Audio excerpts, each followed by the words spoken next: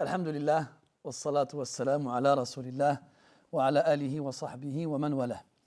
أما بعد أيها الإخوة الكرام، نلتقي وإياكم في هذا اليوم المبارك.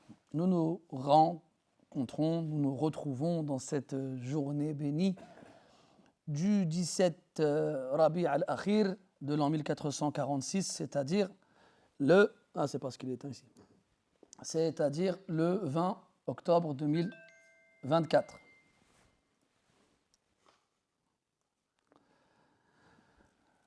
Pour notre lecture et étude du livre de Cheikh Mansour al-Buhouti, rahimahullah, dans le droit islamique selon l'école juridique de l'imam Ahmad ibn Hanbal al-Shaybani, rahimahullah ta'ala, livre intitulé Umdatut Talib li Naili al-Ma'arib. On a commencé hier Kitabun al-Ayman, c'est-à-dire les règles relatives au serment, et notamment au parjure. Dans quelles circonstances, lorsque l'on jure par Allah Azza wa Jal et qu'on ne fait pas ce pourquoi on a juré, on doit expier le parjure. Donc le parjure, c'est le fait de ne pas respecter l'engagement pris sous serment. Donc on a vu certaines règles hier, on va voir aujourd'hui les deux dernières parties de ce chapitre. Bi'idnillahi ta'ala. Et cette partie qu'on va voir aujourd'hui, notamment, elle a pour but, notamment, elle s'adresse au juge ou bien au mufti, celui qui va être sollicité pour dire aux gens est-ce que oui ou non ils ont une kafara, ils ont une expiation à faire. Parce que des fois, il y a des masaïl un peu particulières et les gens ne savent pas si ils doivent faire une kafara ou non. Donc ici, ce bab-là, il s'adresse spécifiquement au qoudah, au juge ou bien au mufti qui va répondre aux questions des gens. Et il y a des qawaïd, notamment dedans, qui nous sont familières parce qu'on les a déjà vus, notamment dans Usul al-Fiqh. قال رحمه الله ويرجع في اليمين إلى نية حالف إن احتملها لفظه. Donc première mas'ala, quand quelqu'un il va jurer par Allah Azza wa Jal, qui va faire quelque chose, vu qu'on a vu que parmi les conditions qui entraîneront l'expiation s'il n'y a pas respect du serment, que ça concerne un événement futur. D'accord ? Si c'est un événement passé, ça s'appellera comment ? Al-Ghamus, ahsantum. Al-Ghamus, c'est Al-Fuqaha. Parce qu'on a vu que chez le Muhaddithin, ça a un autre sens. Donc, si quelqu'un jure par Allah qu'il va faire quelque chose, et que le terme qu'il va utiliser a plusieurs sens possibles. Je ne sais pas si vous vous souvenez, l'homme invisible qui répond au nom d'Ibrahim, qui est invisible de par son absence, nous a demandé hier justement qu'en était-il si quelqu'un jurait en employant un terme ambigu qui a plusieurs sens. Donc on a dit, on reviendra à sa niya. C'est ce que l'auteur dit, rahimahullah, yurja'u fil yamin, on reviendra donc dans le serment, ila niyati halifin, à l'intention de celui qui jure, in ihtamalaha lafdhuhu. Donc à condition que le terme utilisé, il contienne ce sens-là. Si je dis pomme, je jure que je ne mangerai pas de pomme, et que je mange une pomme et je dis mais non, mais je ne voulais pas dire pomme, je voulais dire poire, ça ne marche pas. Parce qu'il n'y a aucun moyen d'attribuer au mot pomme le mot poire. Maintenant, s'il dit un mot qui a plusieurs sens, alors on reviendra à sa niya. Qu'est-ce que tu as voulu dire ? Qu'est-ce que tu as voulu dire ? Donc ça revient au hadith que vous connaissez tous, innama al-a'malu bin-niyyat. Et la qa'ida al-fiqhiyya qui est déduite de ce hadith, al-umur bimaqasidiha. Al-umur bimaqasidiha. Donc, مثلا, le mot saqf en arabe, ça veut dire quoi ? Le toit, le plafond. Allah a dit dans le Coran, saqfan mahfouza. Il fait référence à quoi ? Au ciel. Donc le mot saqf, il peut autant viser le toit d'une maison que le ciel. Si quelqu'un dit wallahi la as'adu ila as-saqf, s'il dit wallahi je ne monterai pas au toit, et il monte sur le toit d'une maison, on dit ah hanith, tu as fait un parjure, il dira non, moi j'ai visé as-sama. Donc si le terme utilisé yahtamilu معنيين أو أكثر, il a plusieurs sens possibles, on lui demandera à ce moment-là quelle était ton intention quand tu as utilisé le mot. Et ça, on l'a vu dans d'autres masaïl, notamment الطلاق غير الصريح, بالكناية. Quand le terme qu'on utilisera pour le divorce peut viser le divorce ou autre chose, alors à ce moment-là, on reviendra à la niya de celui qui s'est exprimé. فإن عدمت فإلى سبب اليمين وما هيجها. Si, bon, ça c'est iftiradi, hein, c'est une supposition, même si techniquement elle n'est pas réalisable. In udimat, s'il n'y en a pas, à quoi il fait référence ici? À la niya. Mais la question, est-ce que c'est possible de jurer sans mettre de niya ou de faire une chose? Les ulama disent لو كلفنا الله عملا بلا نية لكان من التكليف بما لا يطاق. Ils ont dit, si Allah il nous avait chargé d'accomplir une action sans avoir d'intention, ça reviendrait à nous imposer une chose qu'on ne peut pas faire. C'est impossible. C'est impossible de faire quelque chose sans intention. طيب.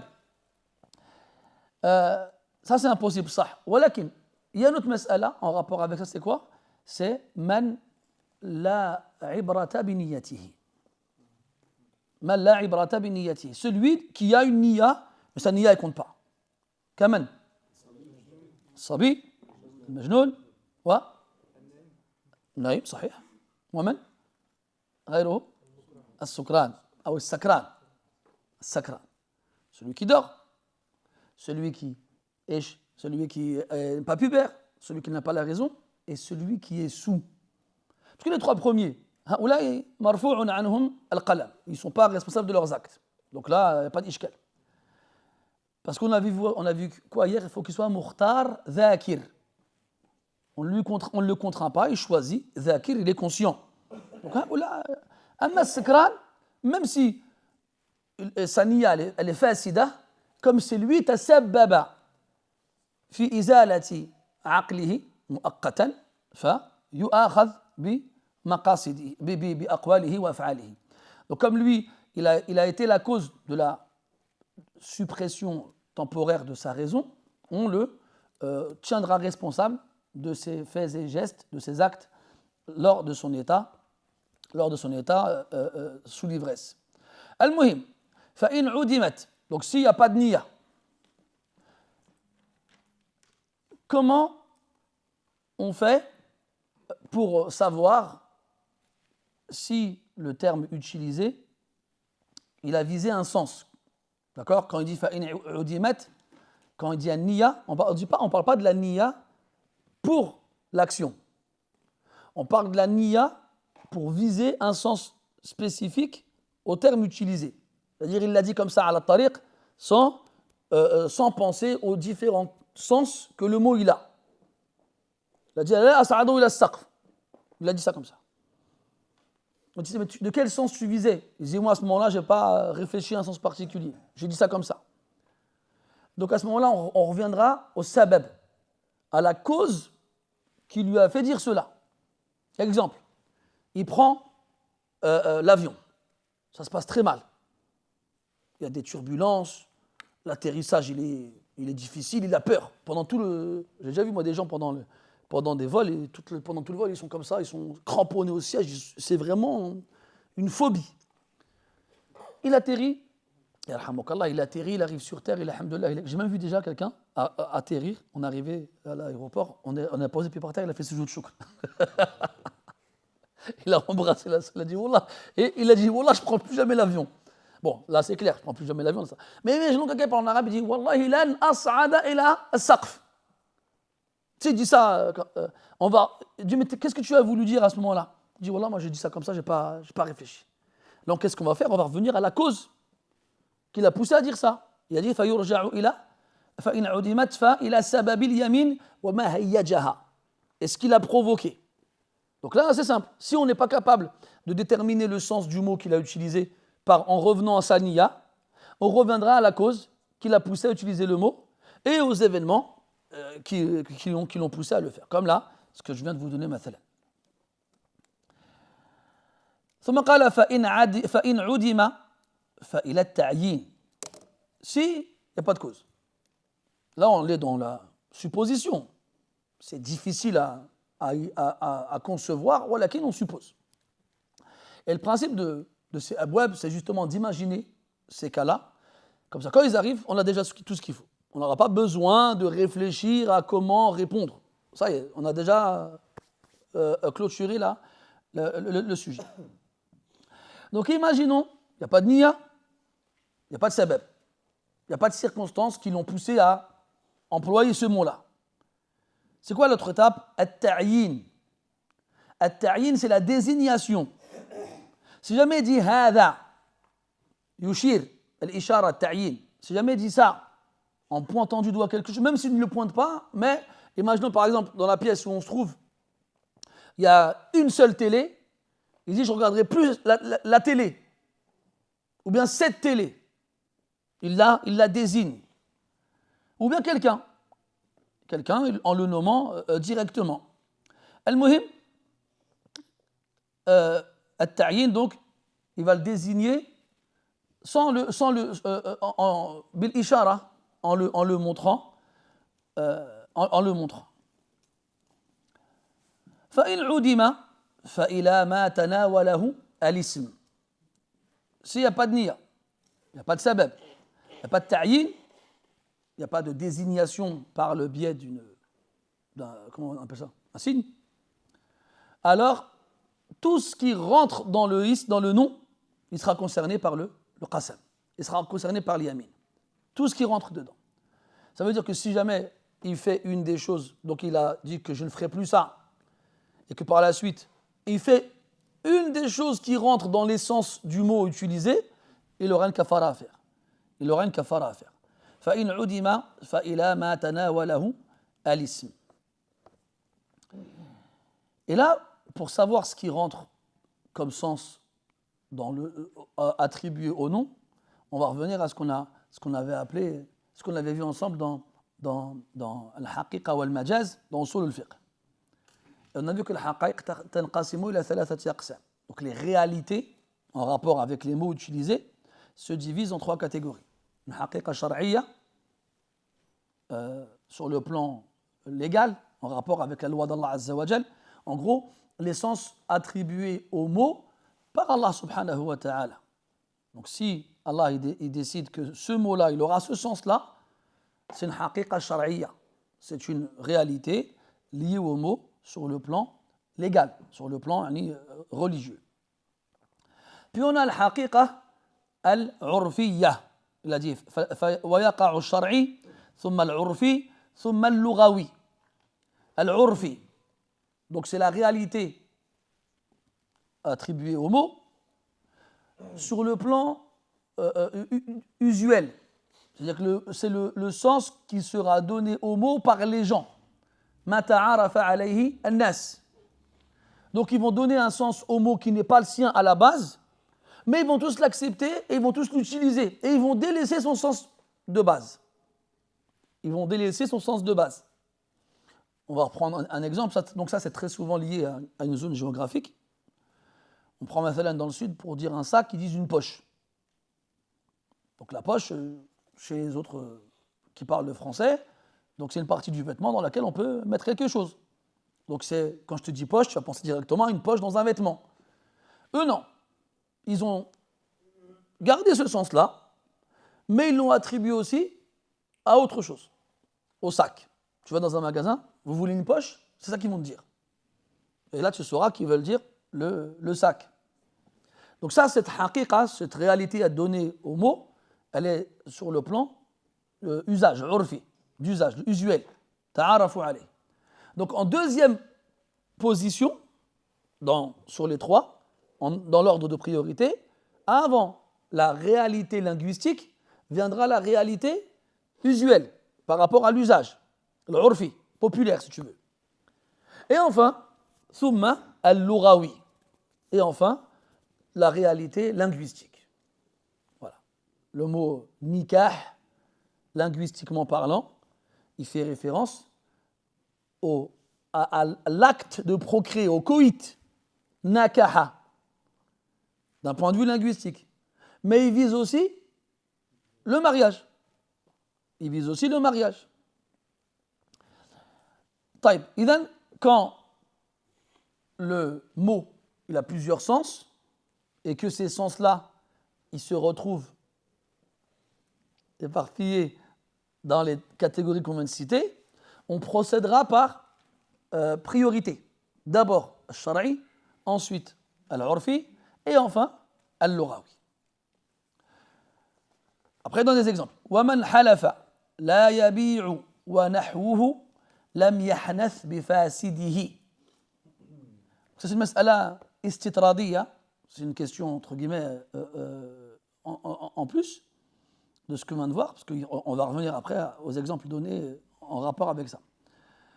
Quelqu'un, il jure, man halafa la yabi'. Il jure qu'il ne vendra pas. Il ne vendra pas. Wa nahwuhu. Ou autre. Maintenant, il ne se marie pas. Et il fait une vente, ou il fait un mariage, lakin fasid. C'est-à-dire, c'est quoi la vente fasid? C'est une vente dans laquelle les conditions ne sont pas respectées. Donc cette vente, elle est caduque, elle est nulle, elle est invalide. Est-ce qu'il sera considéré comme ayant fait un parjure? Il dit, Wallah, je ne vendrai plus rien. Et il vend quelque chose. Mathalan, il vend du vin. Vendre du vin, c'est haram. Donc la vente ne se valide pas quand on va vendre quelque chose d'illicite. Ou il va vendre un chien, mathalan. C'est une vente nulle. Est-ce qu'on va considérer qu'il a fait un parjure et qu'il devra donc expier le parjure? Là, il a dit Lam yahnath bifasidihi. Parce que la ibrata bihi, c'est comme s'il n'existait pas. C'est comme s'il n'avait rien fait. Pareil si il fait un nikah fasid. Imaginons, mathalan, il est marié avec une femme, il la divorce et il épouse sa sœur pendant la idda de celle qu'il a divorcée. Le mariage, il est facile. Parce qu'il n'a pas le droit d'avoir deux sœurs en même temps et que le talaq en question, c'est pas un talaq ba'in. C'est pas un talaq définitif. Donc tant qu'elle est en idda, il ne peut pas épouser sa sœur. Donc lui, il épouse sa sœur pendant la idda il épouse la sœur de la femme qu'il a divorcée alors qu'elle est encore en idda. Le nikah, il est facile. Imaginons, voilà, il s'est disputé avec elle, ils ne se supportent plus mutuellement. Il dit, c'est quoi, non seulement je te divorce, mais wallah, je ne me marierai plus jamais. Il dit ça. Bon, après, quand la tension elle descend et que la colère disparaît, il se rend compte que finalement, c'est dur de vivre seul. Et il veut se marier avec la sœur de la femme qu'il a divorcée. Et bien à ce moment-là, si elle est encore à idda et qu'il se marie avec elle, le nikah il est facile, il n'aura pas de kafara à faire. Illa an yaqula la yabi'u al-khamra wa nahwahu. Par contre, si il précise la nature de ce qu'il doit vendre en jurant qu'il ne le fera plus et que cette chose précisée est interdite, donc on a dit que s'il vend quelque chose d'interdit, là yukaffir, il ne fera pas d'expiation. S'il est resté vague, je ne vendrai plus rien. Donc s'il vend quelque chose de haram, la vente elle est invalide, il ne l'a pas fait de parjure. Mais s'il dit wallahi que je ne vendrai jamais du vin, là il précise bien la nature, et il vend du vin, eh bien là il aura fait un parjure et il devra expier. Même si la vente elle est nulle, parce qu'il a précisé la nature de ce qu'il a dit ne plus jamais vendre. وَمَنْ حَلَفَ لا يأكل لحما لم يحنث بشحم أو كبد أو مخ ونحوه مع الإطلاق. Celui qui jure qu'il ne mangera plus de viande, qu'il ne mangera plus de viande, et il mange après de la graisse, shahm, ou du foie, ou de la moelle, ou autre, comme de la rate ou du cœur. Ces parties du corps ne sont pas considérées comme étant de la viande. Donc s'il dit moi je ne mange plus jamais de viande et qu'il mange ces parties du corps de l'animal, il n'aura pas fait de parjure et il n'aura pas d'expiation à faire parce qu'on considère que ces parties-là ne sont pas de la viande. On appelle ça des abats, on appelle ça autre chose, mais on n'appelle pas ça de la viande. Mais à condition qu'ils disent ça de façon absolue, dénuée de taqyid, dénuée de spécificité. Je ne mange plus de viande. Et qui va manger une de ces parties-là, lam yahnath, il n'aura pas fait de parjure. Par contre, s'il précise, il dit, moi je ne mangerai plus jamais de foie, je ne mangerai plus jamais de moelle. Là, il a précisé la chose en question, alors il devra expier si jamais il le mange à nouveau. وَلَا يَفْعَلُ شَيْئًا فَوَكَّلَ مَنْ فَعَلَهُ حَنِيثًا. Donc là, encore une autre mas'ala, quelqu'un il jure qu'il ne fera plus jamais une chose. Il jure, mathalan, qu'il n'achètera plus jamais de pain dans cette boulangerie. Il s'est disputé avec le vendeur, il dit jamais plus, wallah, j'achèterai du pain chez toi. Puis, un jour, toutes les boulangeries sont fermées, sauf celle-là. Et lui, il veut du pain. Il voit Brandon, il fait Brandon, si ça ne te dérange pas, Allah, tu vas m'acheter une baguette là-bas. Il lui donne l'argent, tiens, s'il te plaît, va acheter la baguette pour moi. Donc là, ce n'est pas lui qui va l'acheter, le pain. Il a désigné quelqu'un pour le faire à sa place. Qu'en est-il? Hanitha, il aura fait un parjure et il devra donc l'expier. Et regardez l'istinbat des fuqaha extraordinaires dans le Coran. Allah dit subhanahu wa ta'ala laqad sadaqa Allahu rasulahu ar-ruya bil haqq la tadkhulunna al-masjid al-haram insha Allah aminin muhalliqina ru'usakum. Muhalliqina ru'usakum, vous allez certainement rentrer dans la mosquée sacrée en sécurité. Muhalliqina ru'usakum, si on traduit ici littéralement, muhalliq. Le muhalliq c'est ismul fa'il de hallaqa, celui qui rase. Muhalliqina ru'usakum, en rasant vos têtes, si on traduit littéralement, en rasant vos têtes. Taïb, si c'est quelqu'un d'autre qui les rase, ça change quelque chose?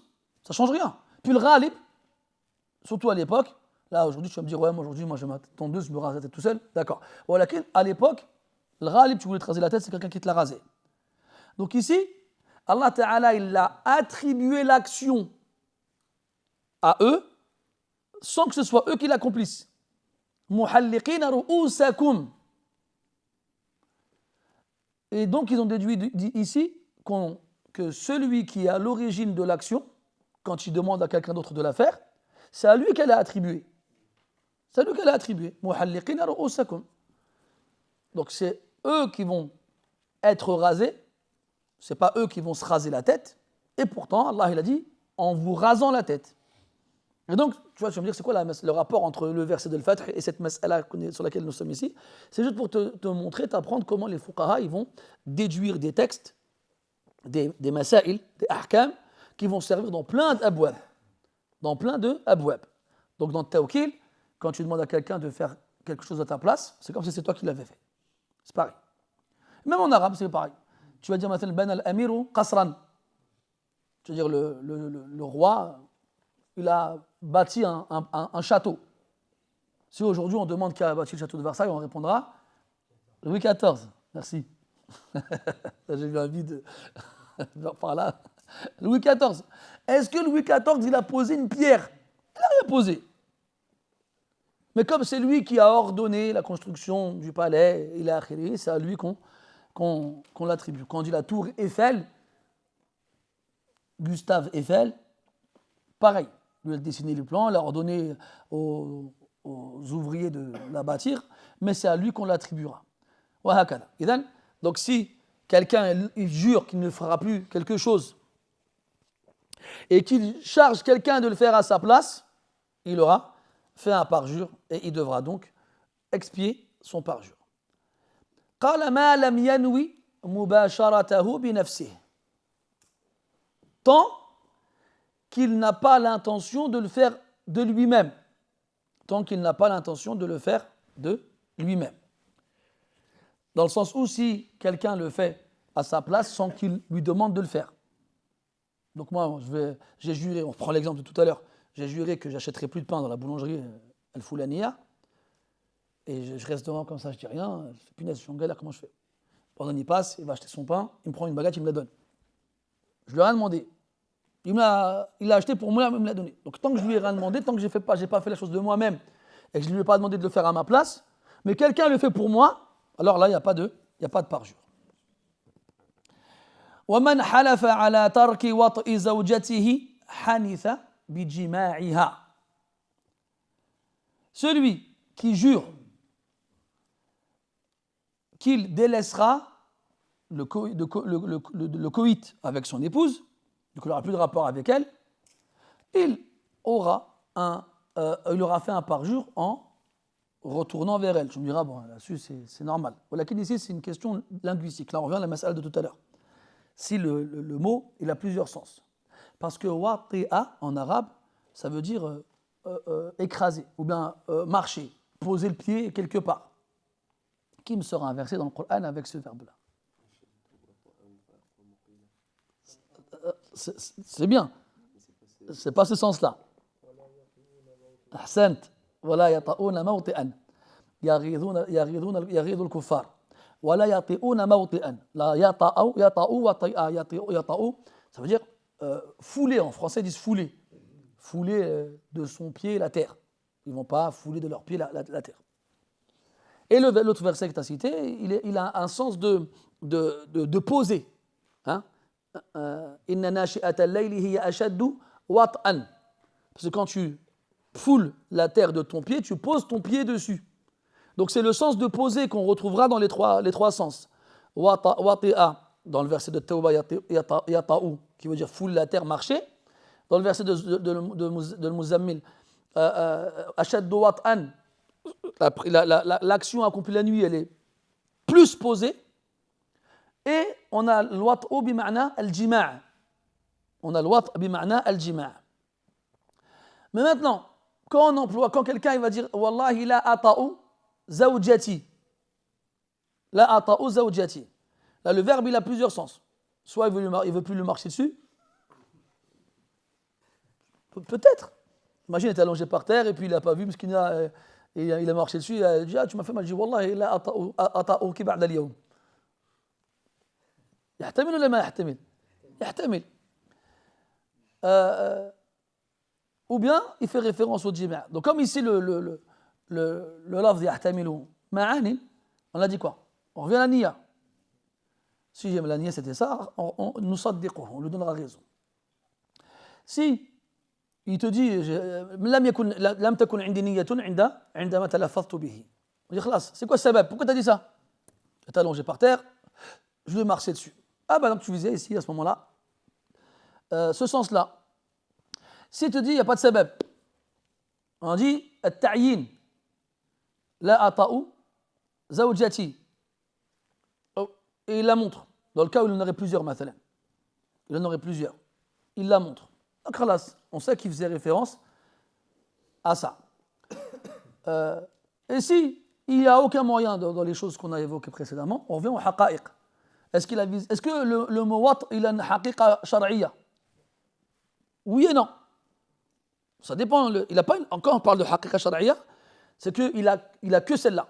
Quand il y a un tanaqud, quand il y a une incohérence entre la haqiqa shar'iyya et le reste, celle qui sera muqaddama. Na'am. Là, il n'y en a pas. Donc là, on reviendra au urf. Ce sera le urf ici qui sera prioritaire. Donc c'est pour ça qu'il a dit وَمَنْ حَلَفَ عَلَى تَرْكِ وَطْءِ زَوْجَتِهِ حَنِثَ بِجِمَاعِهَا وَلَا يَطَأُ دَارَ فُلَانٍ حَنِثَ بِدُخُولِهَا. Tu vois, là il a pris deux serments utilisés avec le même verbe mais dans deux contextes différents. Là ici il a dit لَا أَطَأُ زَوْجَتِي عُرْفًا, ça peut vouloir dire que le jima'. S'il dit لَا أَطَأُ دَارَ فُلَانٍ, je ne mettrai plus les pieds dans la maison de Foulan, urfan, ça ne peut pas vouloir dire autre chose. La yutasawwar anna fulanan yujami'u baytan. C'est pas possible. هذه لا تترجم. ولا يأكل شيئا فأكله مستهلكا في غيره ولم يظهر طعمه فيه لم يحنث. ما معنى هذا؟ Si quelqu'un il jure de plus jamais manger quelque chose et que ce quelque chose-là se retrouve dilué dans une nourriture. D'accord, on va prendre maintenant du poivre. D'accord? Il dit, moi, Wallah, je mangerai plus de poivre. Et ce poivre-là, on en met dans un plat. Et en le mélangeant à d'autres ingrédients, il se dilue. Donc, il se dissout plutôt. Il se dissout. Qu'est-ce qu'on va faire? On va regarder si son goût il est toujours perceptible. Si on capte toujours le goût du poivre et qu'il mange le plat où il y a du poivre, après avoir juré qu'il n'en mangerait plus, Hanitha, il aura fait un parjure et devra expier.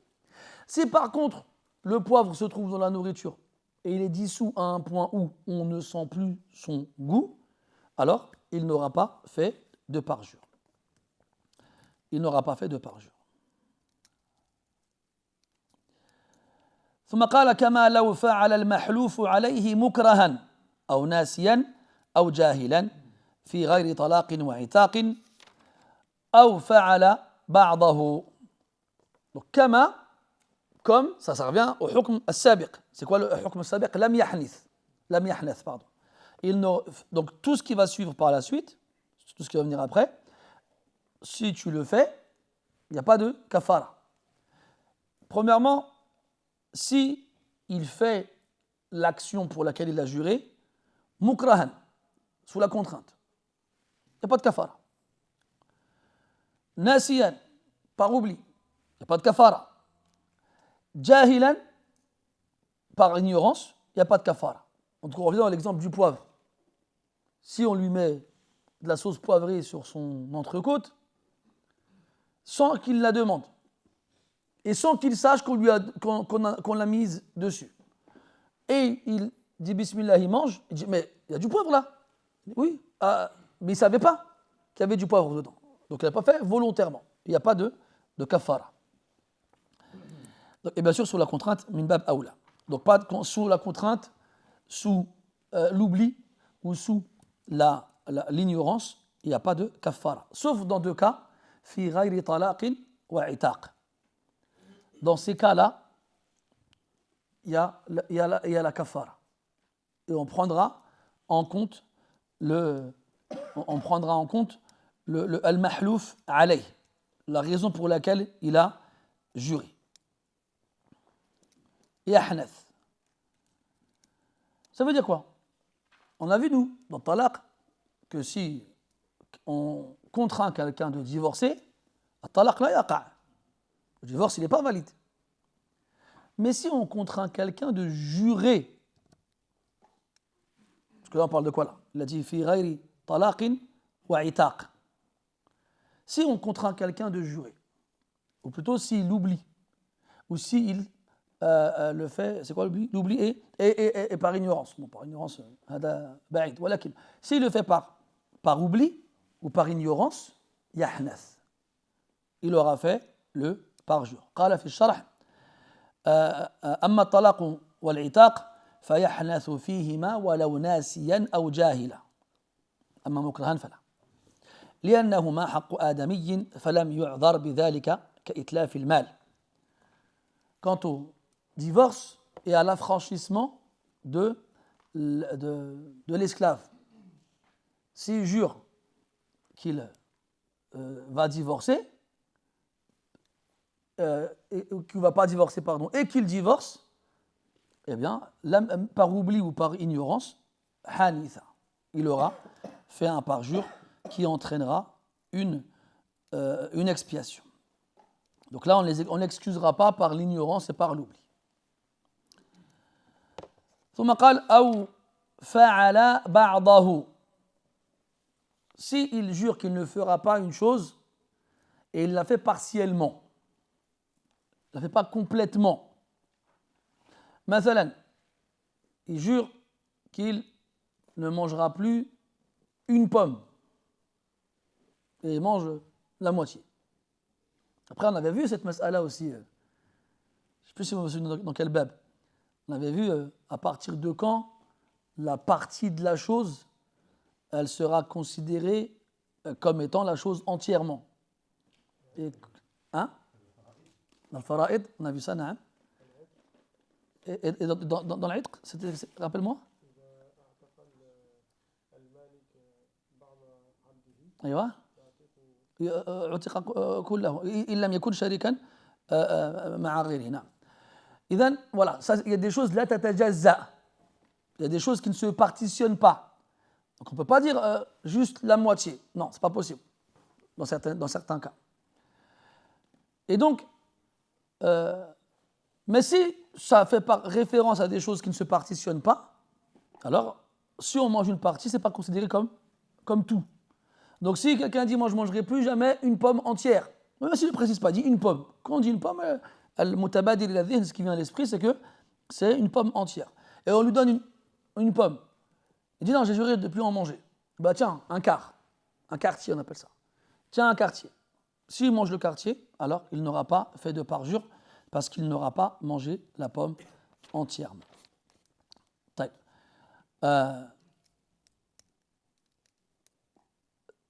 Ça, c'est dans le cas où il n'y a pas de niya, où il n'y a pas de ta'yin.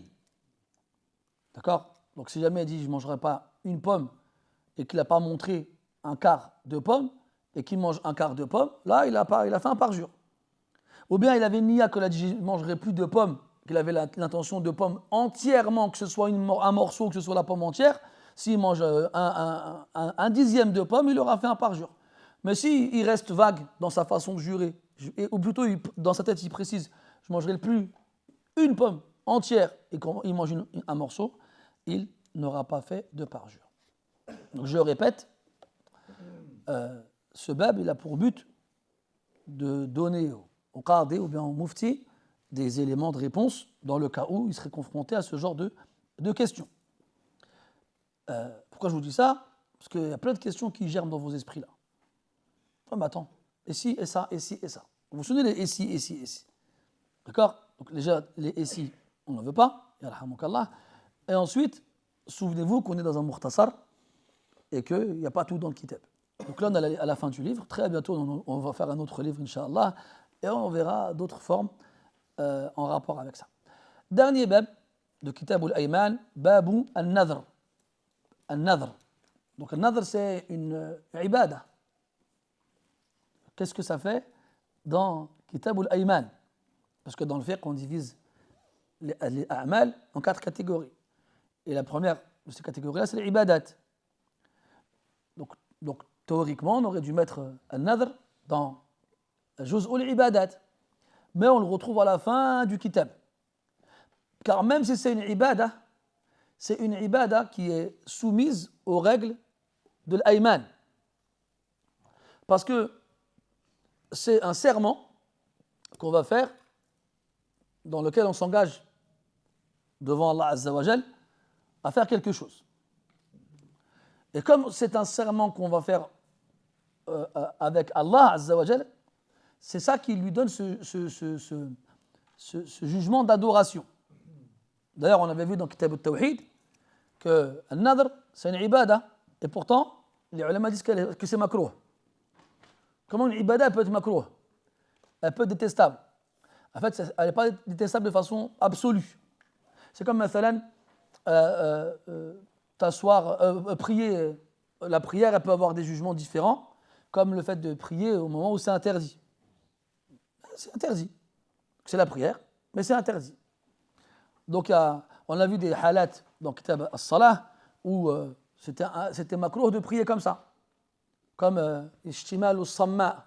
Je ne sais pas si vous vous souvenez, Ishtimal al-Samma, c'est quand on prend un drap et qu'on se couvre dedans sans rien avoir en dessous. Et là, ghayri dhalika. Donc c'est la prière, et pourtant dans certaines circonstances, elle est détestable quand on fait une chose. Donc une adoration peut avoir plusieurs jugements. Et c'est le cas de Nadr. Le Nadr, il sera détestable quand il sera lié à un résultat. Je dis, Allah, si tu guéris Foulen qui est malade, alors je ferai la prière. Et c'est ça, comme ça qu'on va comprendre les hadiths où yustakhraju bihi min al-bakhil. On s'en sert pour faire sortir de l'avare ce qu'il n'aurait pas donné en temps normal. Quelqu'un il est avare, il ne fait pas de sadaqat. Il lui arrive une galère. Son fils il tombe malade. Il dit Allah, si jamais tu guéris mon fils, je ferai une sadaqa. C'est dans ce contexte-là que c'est makrouh. Et il dit aussi que النذر لا يغير شيئا. Il ne change pas le qadar. Le nadr, il ne change pas la destinée. Donc que tu le fasses ou non, la destinée restera la même. C'est pour ça, c'est dans ces circonstances-là que c'est makrouh. Et un troisième wajh, c'est parce que c'est pour celui qui va s'engager auprès d'Allah Ta'ala et ne pas respecter son engagement. Surtout que quand tu vas t'engager auprès d'Allah de faire une chose, ça la rendra obligatoire, cette chose-là, même si à la base elle ne l'est pas. Si tu dis Lillahi alayya siyama yawmi, tu t'engages auprès d'Allah de jeûner un jour, ce jeûne-là n'est pas obligatoire aslan, mais là, en t'engageant, il le devient. Il le devient. Donc, nadara. Nadara, il est traduit en français par un vœu pieux. Un vœu pieux. Moi, je préfère une promesse pieuse. Parce que c'est un engagement. Dans la promesse, tu t'engages. Alors que quand tu fais un vœu, en français, tu demandes quelque chose. Et pieux, pour préciser quelle est la nature de la promesse, de l'engagement. Tu promets à Allah que s'il se passe telle chose, tu feras quelque chose en rapport avec la piété. Donc, promesse pieuse. شرعاً يقولون إلزام مكلف مختار نفسه لله تعالى شيئاً غير محال بكل قول يدل عليه. نكتفي بالجزء الأول. إلزام يعني الشرع النذر شرعاً d'un point de vue sur le plan légal et religieux. النذر إلزام مكلف مختار. C'est le fait que quelqu'un, donc responsable de ses actes, conscient et de son plein gré, s'impose quelque chose pour Allah Azza wa Jal. S'impose quelque chose pour Allah Azza wa Jal. إلزام مكلف مختار نفسه à lui-même et pas à autrui لله تعالى شيئا. Donc il a dit rahimahullah يصح من مكلف ولو كافرا. يصح, donc dans quelles circonstances le nadr il est sahih, il est valide, quand celui qui le fera sera mukallaf, c'est-à-dire baligh aqil. Et on rajoutera mukhtar pour exclure al-mukrah, ahsantum. Et l'asl dans les ibadat, c'est que la tasihhu min al-kafir, c'est qu'elles ne sont pas valides lorsqu'elles sont accomplies par des mécréants. Et là, l'auteur dit, rahimahullah, walaw kafira, même si il est mécréant. Comment c'est possible? Eh bien, on a un hadith sahih dans lequel Omar ibn al-Khattab radiyallahu anhu dit au prophète alayhi salatu wassalam, inni kuntu nadartu fil jahiliyyati an a'takifa laylatan. J'avais fait une promesse pieuse fil jahiliyya, avant l'islam, de me retirer une nuit à la mosquée sacrée de la Mecque. C'est-à-dire faire un i'tikaf. Et le prophète lui a dit sallallahu alayhi wa sallam, awfi binadhrik, respecte ton engagement, tiens ta promesse. Parce qu'ici, le fait qu'il soit kafir ne change pas le fait que la promesse qu'il ait faite, elle était envers Allah Azza wa Jal. Et c'est ça qui fait qu'elle doit être respectée. Donc le fait qu'il soit kafir lui empêchera que l'action soit validée. Un kafir, il fait un nadr et il s'en acquitte. Hal yu'jar. Est-ce qu'il sera récompensé? Là, le kafir, il n'a pas de récompense pour ses actions. Mais ça veut dire que s'il ne le respecte pas, s'il le respecte, il s'est, il s'est acquitté de son engagement. Il s'est acquitté de son engagement. Et donc, qu'est-ce qu'on va déduire du hadith de Omar? Que s'il devient musulman, hal yajibu alayhi i'adatuhu? Là. Est-ce qu'il devra le refaire? Là. Parce qu'il l'a fait en tant que mécréant. C'est ça le maqsoud, de dire qu'il est sahih. C'est ça l'intérêt de dire qu'il est valide, c'est que si jamais il se convertit à l'islam, on ne lui demandera pas de le refaire. Il l'a fait. Et s'il ne l'a pas fait en tant que mécréant et qu'il se convertit à l'islam, il sera toujours tenu de l'accomplir. Ce n'est pas un engagement qui s'annule. Il reste définitif tant qu'on ne l'a pas accompli. Et les masaïl qui sont déduites de ce hadith, elles sont nombreuses. Quand tu reviens au shuruhat du hadith, ils sont très longs par rapport à ça, parce qu'il athara ishkalan kabiran inda al-ulama. Il a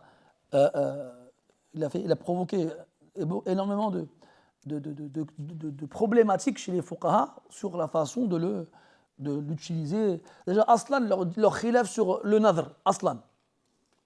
Est-ce que c'est une ibada, est-ce que ce n'est pas une? Est-ce que c'est mustahab? Est-ce que c'est makrouh? Ils ont beaucoup de questions à ce sujet-là. De par les textes qui existent à son sujet et qui sont difficiles à unir. Parce qu'Allah, dans le Coran, il fait les éloges de ceux qui respectent leur nadr. Yufuna bin nadr wa yakhafuna yawman kana sharruhu mustatira. Et dans Maryam, inni nadartu lirrahmani sawma. Donc le nadr, il est mawjoud dans le Coran. Et al-ghalib, c'est qu'il est mahmoud. C'est qu'il est dans une position positive. Mais dans les hadiths, c'est l'inverse. On voit qu'il est plutôt dans une position négative. Et la différence, c'est qu'il y a des circonstances qui le rendent positif et des circonstances qui le rendent négatif. Et le prophète, il est face à des gens qui font le nadr déjà. Omar, radiallahu anhu, dans le jahiliya, il l'a fait. Et les Arabes, ils le font. Hein, souvenez-vous, Abd al-Muttalib, il a fait un nadr. Il a dit qu'il sacrifierait un de ses fils. C'était marouf chez eux. C'était un amal qui était jarin, il le faisait. Et donc, Nabi sallallahu alayhi wa sallam, il a eu besoin justement de bloquer la façon négative de la façon comment il l'utilisait. C'est pour ça que les textes dans lesquels on le perçoit de façon négative, elles concernent la mauvaise façon de l'accomplir. Mais le Coran, lui, quand il le cite positivement, il fait ça par rapport à la base.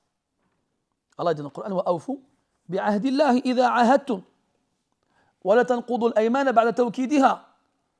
Et dans l'autre verset, Allah dit الَّذِينَ يُوفُونَ بِعَهْدِ اللَّهِ وَلَا يَنْقُضُونَ الْمِيثَاقَ. Donc, et dans le verset وَأَوْفُوا بِالْعَهْدِ إِنَّ الْعَهْدَ كَانَ مَسْئُولًا وَإِلَى غَيْرِ ذَلِكَ. Tout ça, ça rentre là-dedans. L'obligation de tenir l'engagement fait vis-à-vis d'Allah subhanahu wa ta'ala. Et le nadr, c'est un engagement fait vis-à-vis d'Allah subhanahu wa ta'ala. Et il y en a qui vont dire que le nadr, c'est pas quelque chose de mustaqil, quelque chose d'indépendant, quelque chose à part. C'est un qism min aqsam al-ahd. C'est une forme des différentes formes qu'on trouvera dans la promesse et les engagements. Et donc c'est pour ça qu'il y en a qui ont dit c'est pas une ibada asla. Mais ça lui donne un degré supérieur quand c'est à Allah Ta'ala qu'on promet ou quand c'est envers Allah qu'on s'engage. Oui, je ne vais pas vous noyer sous une quantité d'informations trop importante, voilà, c'est pour que vous compreniez bien tout ça. Et donc ici l'auteur, rahimahullah, il va nous parler de différentes formes de nadr. Et il y en a 6, donc si elles sont exprimées comme il va le dire, elles rentreront dans le nadr. Et en rentrant dans le nadr, eh bien, si elles ne sont pas respectées, il y aura quoi? Une kafara. قال رحمه الله وإذا قال لله علي نذر ونحوه فكفارة يمين. Premièrement, l'expression utilisée. Si tu dis lillahi alayya kada, tu dis ça, lillahi alayya. Donc, lillahi, c'est envers Allah. Alayya, c'est sur moi. Et le ala ici, il indique l'imposition. On l'a dit dans le ta'rif, ilzam. C'est une s'imposer. S'imposer dans le sens de le rendre obligatoire. Lillahi alayya nadr. Si dit nadr, sans déterminer la nature du nadr. Nadr, il dit ça seulement. Il ne dit pas salah, siyam, sadaqa, hajj, umrah. Il dit juste nadr. sans le préciser. Lillahi alayya nadr. Est-ce qu'on lui dit, ah bah toi t'as pas précisé, t'as rien à faire? Là. Le simple fait de s'engager envers Allah Azza wa Jal, même sans préciser la nature de l'action, en restant vague, en disant un nadr, une promesse pieuse, suffit pour te mettre face à la kafara. Et là, tu n'auras pas d'autre choix que de faire la kafara parce que tu n'as pas précisé de quoi il s'agit. Donc dire lillahi alayya nadr, sans préciser, sans nommer, sans désigner, sans spécifier, fa kafaratu yamin. Fa kafaratu yamin. On a un hadith qui, rapporté par Ibn Tirmidhi, Ibn Majah, d'après Uqba ibn Amir, radiyallahu anhu, عن النبي صلى الله عليه وسلم أنه قال كفارة النذر إذا لم يسمي كفارة اليمين. L'expiation de la promesse pieuse lorsqu'elle n'est pas nommée, lorsqu'elle n'est pas précisée, lorsqu'elle n'est pas déterminée, c'est l'expiation d'un parjure, d'un serment. C'est la même. Pour ne pas que quelqu'un il nous dise oui mais j'ai pas précisé. Là, tu ne joues pas avec les mots. Ça, c'est général. Et ça te montre le ta'zim qu'on doit voir quand on fait les choses avec Allah tabaraka wa ta'ala. On ne fait pas ça avec n'importe qui. Tout à l'heure, on a vu dans le bab précédent que si il y avait ambiguïté, on revenait au qasd. On revenait à la niya, on revenait au sabab, on revenait au ta'yin, on revient à beaucoup de choses. Là, on revient, il n'a pas décidé, il n'a pas précisé, il y a une kafara. Tu ne joues pas avec les promesses faites à Allah subhanahu wa ta'ala. Et dans la sunna, et même hatta de façon générale, on voit l'importance des mots, notamment quand ils sont utilisés vis-à-vis d'Allah subhanahu wa ta'ala. On a vu des hadiths, kalimatan qalaha aw baqat alayhi dunyahu wa ukhrah. Hein, c'est qui ça? Vous vous souvenez c'est qui? Qui a dit ça et pour qui? Une parole. Non. Ahsant. Le qa'il c'est Abu Huraira radiyallahu anhu. Tu te souviens dans quelles circonstances?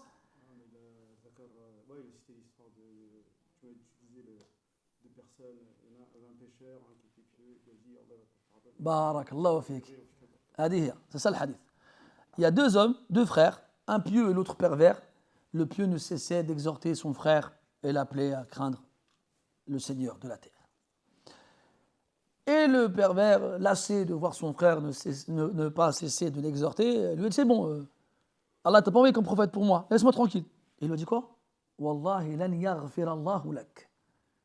Wallahi, Allah ne te pardonnera pas. Et Allah, il a dit, je l'ai pardonné, j'ai anéanti toutes tes actions.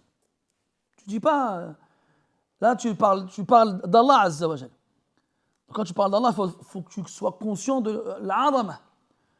Un Nabi sallallahu alayhi wa sallam avec une femme, et la nuit de noces, quand il s'est retrouvé avec elle, pour la consommation du mariage, elle lui a dit A'udhu billahi mink. Et pourtant, un Nabi sallallahu alayhi wa sallam, il nous a appris à ne pas faire attention à ce que les femmes disent. Mais là, il lui dit Laqad udhti bi'azim, alhiqi bi ahlik. Tu t'es réfugié auprès du grandiose. Retourne chez ta famille. Il a divorcé. Une parole. Et les textes à ce sujet-là, ils sont très nombreux. Ça nous apprend quoi? Fais attention quand tu parles. C'est comme les gens qui jurent par Allah Azza wa Jal et disent des choses horribles. Horribles. Wallahi ici, wallahi ça. Ou bien le Coran ci, le Coran ça, et ils disent des choses horribles. Ils se vantent d'avoir fait des péchés, ils font des... Et donc, c'est là que ça te montre le manque de ta'zim chez ces gens-là.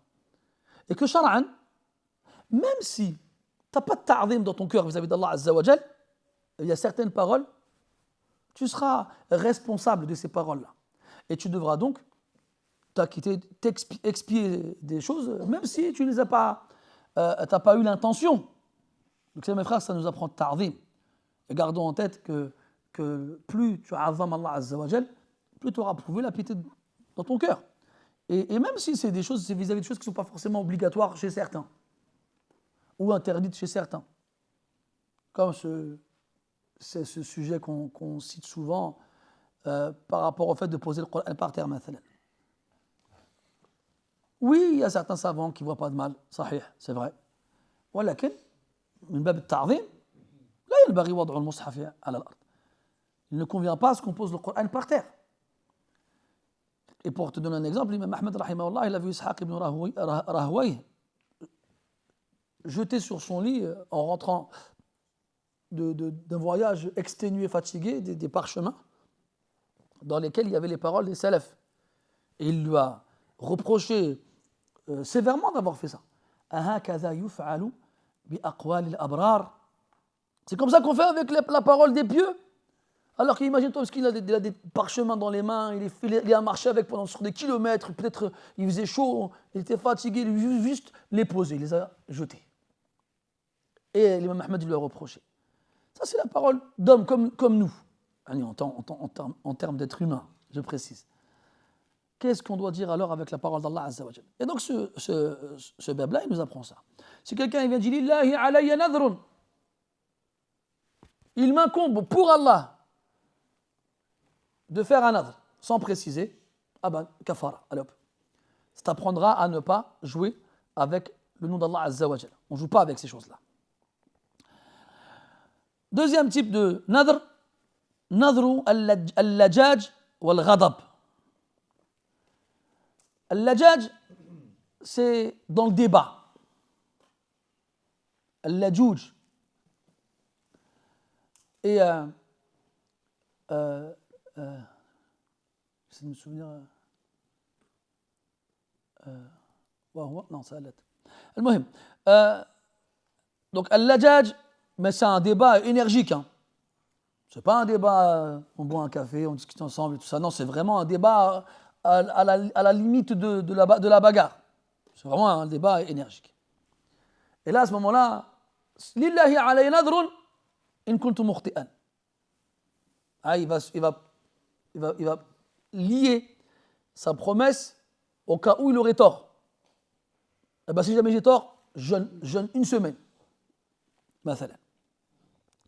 والغضب معروف, la colère. Comme les exemples ils sont nombreux. مثلا, voilà, je discute avec ta femme, elle te met en colère. Lillahi alayya nadrun alla ata'aki shahran. Ah, c'est comme ça. Eh ben, pendant un mois, pas de rapport. Alors, si quelqu'un il fait un nadr dans ces deux circonstances-là, dans le débat énergique et suite à la colère, qu'est-ce qui se passe? يُخَيَّرُ فِيهِ بَيْنَهُ وَبَيْنَ كَفَارَةِ يَمِينٍ. On lui laissera le choix entre le fait de le respecter, de s'engager à le faire, ou à ne pas le faire et à l'expier. Donc quand on dit يُخَيَّر, on lui laisse le choix. Est-ce que tu comprends, toi, s'il ne le fait pas, qu'il aura un péché? لا يأثم لا يأثم وإلا لم يخير لا يخير أبدا شخص بين الإثم وعدمه. On ne va jamais laisser le choix à quelqu'un entre un péché et une action où il n'y a pas de péché. Donc si on lui laisse le choix, on va comprendre quoi? Que si il ne veut pas le faire, pourquoi on lui laisse le choix à lui spécifiquement? Parce que on l'a poussé à le faire. Donc l'adjage, c'était vraiment... imagine quelqu'un, il vient et dit, ouais voilà, je suis parti dans tel pays, là-bas il y a ça. Ouais, c'est pas vrai. Comment ça c'est pas vrai? Moi je suis parti là-bas, il n'y a pas ça. Et donc là, devant les gens, il va passer pour un menteur. Et donc là, il va se sentir obligé de prouver aux gens qu'il dit la vérité. Il dit, Lillahi alayya siyam shahr. In kuntu kadhiban. Ou in kuntu mukhti'a. Si je me trompe. Et l'autre, il vient, il fait, hey, regarde, sans Google, il dit, regarde. Ah oui. Donc là, sans qu'il ne soit dans ces circonstances-là, est-ce qu'il aurait fait le nadr? Il ne l'aurait pas fait. Donc dans ce cas-là, on ne lui dira pas, tu as l'obligation de respecter ton engagement. Tu as le choix. Soit tu le respectes, soit tu fais une kafara directement, et la ithma alik. tu n'auras pas de péché. جاء في سنن النسائي عن عمران بن حسين رضي الله عنه قال النبي سمعت النبي صلى الله عليه وسلم لا نذر في غضب وكفارته كفارة يمين. Il n'y a pas de nadr suite à une colère. Et son expiation est celle d'un parjure. ثم قال كنذر المباح. Troisième type de nadr, celui qui va faire le nadr de faire quelque chose de mubah. Donc ce n'est pas quelque chose de spécifique. مثلا لله علي أن أفعل شيئا مباحا مهما كان. Quelqu'un qui dit je promets à Allah de faire quelque chose de mubah. Mubah ni quelque chose d'obligatoire ni quelque chose de recommandé. Comme, je ne sais pas, mon marché. Je vais marcher 1 kilomètre. C'est mubah. Est-ce que c'est wajib, est-ce que c'est mustahab? Là, c'est mubah. La yata'allaqu bihi amrun wa la nahi. Donc celui qui va faire un nadr vis-à-vis de quelque chose, par rapport à quelque chose de mubah, yukhayyar kadhalik. Lui aussi il rentre dans le takhir. Soit il le fait, et il n'a pas de kafara, et soit il décide de ne pas le faire, la ithma alayh, lakin yukaffir.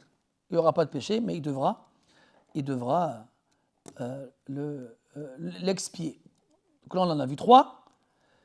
Quatrièmement, wa nadhri al-makruhi kat-talaqi yusannu an yukaffir wa la yaf'aluhu. Donc là on arrive dans la 4e catégorie, c'est celui qui va faire le nadr de faire quelque chose de makrouh. De faire quelque chose de makrouh. Et l'exemple qui est donné ici, c'est le talaq. Parce qu'on a vu que le talaq, il a plusieurs ahkam. Il a plusieurs jugements. Mais le jugement de base, lorsqu'il n'y a rien qui le justifie, c'est makrouh. Le jugement de base. Donc celui qui va faire le nadr de faire quelque chose de makrouh, lillahi alayya an utalliqa imra'ati, mathalan.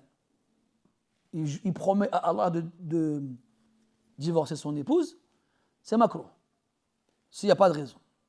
Ça peut être haram, ça peut être mubah, ça peut être mustahab, ça peut être wajib.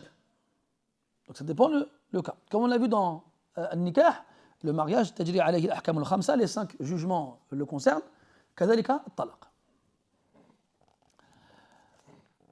إذن إيش ونذر المكروه كالطلاق يسن أن يكفر. Est-ce qu'il aura l'obligation de faire التكفير direct مباشرة يعني c'est ça le مقصود. Là, ce ne sera pas une obligation pour lui de le faire, mais c'est recommandé. C'est recommandé s'il ne le respecte pas. Donc s'il fait un nadr de faire quelque chose de makrouh, la base c'est que le makrouh tu ne le fais pas. C'est ça la base. Mais comme ce n'est pas haram, on ne va pas t'obliger de ne pas respecter ton engagement. On va dire que c'est sunnah. Parce que le sunnah c'est le degré inférieur à l'obligation. Donc Yusan ne sera pas obligé de faire le takfir si jamais il ne le fait pas, mais ça reste sunnah. Et dans les 2 cas, la yaf'aluhu. La yaf'al wa la yaf'aluhu. Il ne le fait pas. Donc s'il a fait le nadr de divorcer son épouse, il ne la divorce pas. Et ce qu'il fait, il fait le takfir, yustahab. C'est recommandé d'expier cela. Mais ce n'est pas obligatoire. Donc s'il ne le fait pas, la ithma alayh. هذا هو المقصود. 5e, ونذر المعصية كالقتل وشرب الخمر يحرم الوفاء به ويكفر. 5e, celui qui va faire le nadr de faire une désobéissance, de faire quelque chose d'interdit. Lillahi alayya an aqtula fulanan ou an ashraba al-khamra ou ma shbaha dhalik. Il promet à Allah de tuer quelqu'un alors qu'Allah est interdit de le faire. Ou bien il promet à Allah de boire de l'alcool alors qu'Allah est interdit de le faire. Et ainsi de suite. Alors là, il sera interdit de respecter l'engagement et obligatoire d'expier.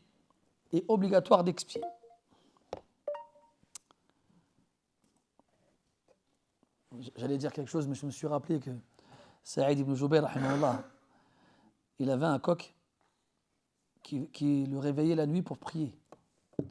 Et une nuit, le coq, il n'a pas réveillé, il n'a pas crié. Alors il a dit Akhrasakallah, qu'Allah il te rende muet.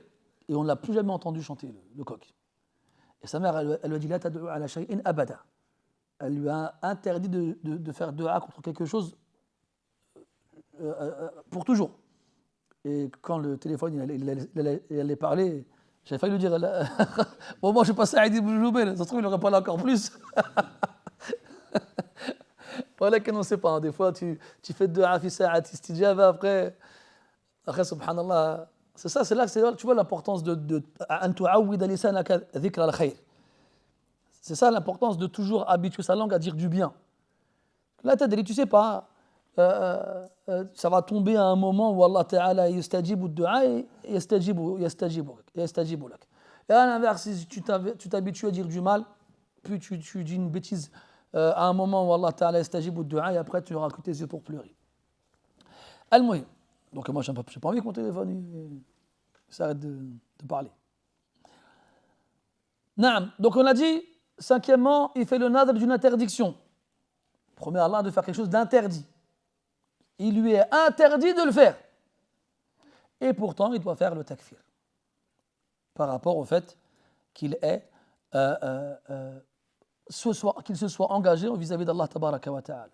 Ça revient à ce qu'on disait tout à l'heure avec lillahi alayhi nadrun, sans préciser. ونذر التبرر كالصلاة والصوم والحج ونحوه يلزم الوفاء به. Sixièmement, c'est lorsqu'on va faire un nadr en précisant la nature de l'action. Cette action-là n'est ni mubah, ni makruh, ni haram. Al-tabarrur. Al-tabarrur, c'est le fait de faire le birr. Le birr, c'est le khayr, le bien, la piété, le taqwa.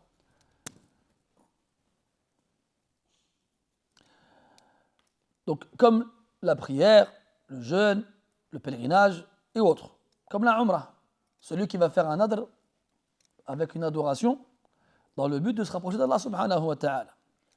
Alors, il deviendra obligatoire pour lui de s'en acquitter. Même si ce n'est pas une action qui est obligatoire à la base. C'est ça le maqsoud. Ça, c'est mutlaqan, sans que ça ne soit lié à une condition. Quelqu'un, mathalan, sa femme, elle a accouché, l'enfant, il est en bonne santé, il est beau, il est gros, il est grassouillé, il a des cheveux, il a des voilà. Tellement il est content, il dit Lillahi alayya an atasaddaqa bi kada. Sadaqa, c'est mustahab, c'est un amal de bir, il doit le faire. Wa minhu, il rentre dans cette catégorie de nadr au tabarrur, en rapport avec la ibada. إن شفى الله مريضي أو سلم مالي ونحوه فلله علي كذا إذا وجد شرطه. Et rentre dans cette catégorie-là celui qui va lier son nadr de ibadah à une condition. C'est ce que je vous disais tout à l'heure.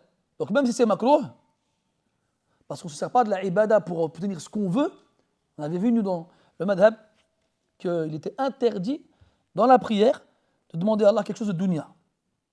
Et que carrément ça l'annulait. Pour te montrer comme quoi cette ibadah doit rester un lien avec Allah dans tout ce qui touche al-akhirah, pas al-dunya. Et on a vu aussi que dans le madhab, toute adoration pour laquelle on demandera une rémunération, elle ne sera pas valide. Et donc, c'est pour te montrer qu'on ne joue pas avec l'adoration. Et si quelqu'un il s'en sert comme monnaie d'échange, Allah n'a pas besoin de tes adorations. C'est comme si Allah a besoin que tu pries ou tu jeûnes ou autre pour te donner ce que tu lui demandes. Allah il donne même au kafir. Pourquoi toi tu crois que ton adoration elle a quelque chose de particulier? Elle n'a rien de particulier. Elle n'est pas différente de quelqu'un d'autre. Il y a des gens qui font ce que toi tu fais comme monnaie d'échange, ils le font tous les jours sans faire de nadr. C'est leur quotidien. C'est là que tu vois que ce côté-là, il cache beaucoup de choses mauvaises. Et c'est dans cette circonstance-là qu'on va prendre tous les textes qui traitent du nadr de cette façon-là. ça montre que la relation avec Allah Azza wa Jal, elle est par intérêt. Après, ils vont dire, ouais, mais Akhi, on le fait quand même, nous, pour le paradis, tout ça. Non, c'est pas pareil.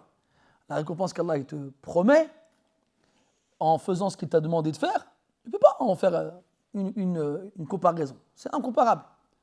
Parce que là, tu prends des adorations qui sont légiférées de façon générale, sans contexte particulier, et tu t'en sers pour obtenir quelque chose qui n'a rien à voir avec l'au-delà. Tu ne peux pas les comparer. C'est pour ça qu'il y a certains soufiyas, ils ont dit Allahumma in kuntu a'buduka raja'a jannatik fala tadkhulni iyyaha fala tadkhulni fiha wa in kuntu a'buduka makhafata narik adkhilniha. Il y a des soufiyas qui ont dit Ya Allah, si je t'adore parce que j'espère ton paradis, ne me fais pas rentrer au paradis. Et si je t'adore parce que j'ai peur de l'enfer, ben fais-moi rentrer en enfer. Pourquoi ils disaient ça? Parce qu'eux voulaient adorer Allah que par amour. D'où la parole des salafs Man abada Allah bil hubbi wahdah fahuwa zindiq. Il y a le hadith de Anas où le prophète sallallahu alayhi wa sallam il a dit, c'est pas Anas, je crois que c'est Mu'adh, c'est Mu'adh. Il a demandé à un homme qui faisait la prière, il lui a dit qu'est-ce que mata taqulu fi salatik? Tu dis quoi dans ta prière? Il a dit atashahhad thumma qul Allahumma inni as'aluka al-jannah wa a'udhu bika min an-nar. Wala uhsinu dandanataka wala dandanata Mu'adh. Et moi je fais tashahhud, la prière à la fin de la prière. Puis je demande à Allah le paradis et qu'il me protège de l'enfer. Et je ne sais pas moi formuler mes demandes comme toi tu le fais ou comme Mu'adh le fait. Et là, le Rasul lui a répondu c'est autour de ces deux demandes-là que nous tournons en fait. On les exprime différemment, mais c'est la même chose que toi. On demande la même chose que toi. On demande le paradis et qu'il nous protège de l'enfer. Donc, comment le Rasul dit ça, sallallahu alayhi wa sallam? Et dans le Coran, Allah Ta'ala dit Ulaika alladhina yad'una yabtaghuna ila rabbihimul wasila wa yarjuna rahmatahu wa yakhafuna adhabah. Allah parle des Anbiya, il dit ça. Ils espèrent sa miséricorde et ils craignent sa punition.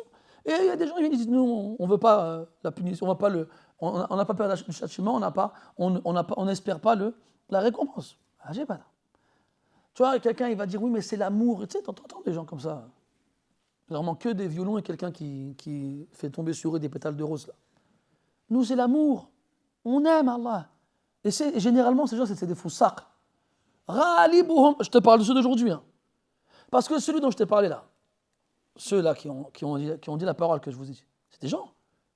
Qiyam al-layl, Siyam al-nahar, c'était des zuhad, des ubad, mais des mubtadi'a. Aujourd'hui, c'est un mubtadi', c'est pas un zahid, c'est pas un abid. C'est un fasiq, un asi. Il se sert de ces paroles-là pour justifier son fisc. Tu vois, subhanallah, c'est ça qui est fou. C'est que nous, les mubtadi'a qu'on a aujourd'hui, beaucoup d'entre eux, c'est des foussaq. Ce pas des ubad.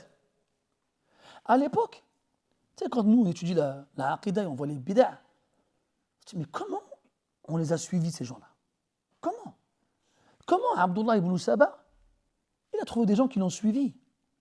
Comment Dhul Khuwaysira, il a trouvé des gens qui l'ont suivi? Comment? Parce que c'était des ubad. C'était des gens, quand ils arrivent à la mosquée, ils disaient, ah ouais, lui, trop fort. Il vient, qiyam al-layl, siyam al-nahar, sadaqa ila akhiri. Et quand lui parle, les gens, ils lui faisaient confiance.